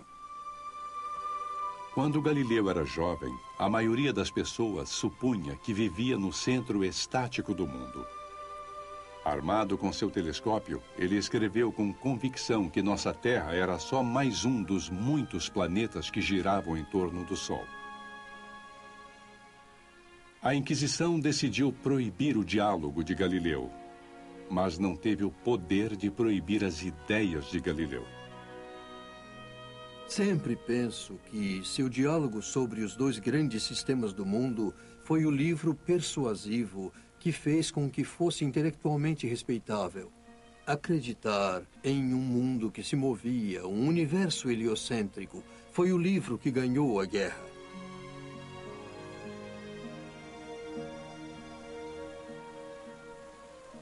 A Igreja Católica aceitou há muito tempo a ciência de Galileu, mas só em 1992, uma comissão papal reconsiderou seu tratamento à questão de Galileu. O Papa João Paulo II disse que se cometeram erros no caso de Galileu e usou a língua de Galileu para falar do relacionamento entre fé e razão, entre religião e ciência. Ao dizer que a fé jamais deveria entrar em conflito com a razão, o Papa João Paulo II usou as próprias palavras que Galileu tinha escrito em sua própria defesa. O Papa, como Galileu, acreditava que as Escrituras nunca podem errar, mas os teólogos podem errar em sua interpretação. O Papa expressou o arrependimento da Igreja de que o caso de Galileu tenha contribuído para um trágico e mútuo mal-entendido entre religião e ciência.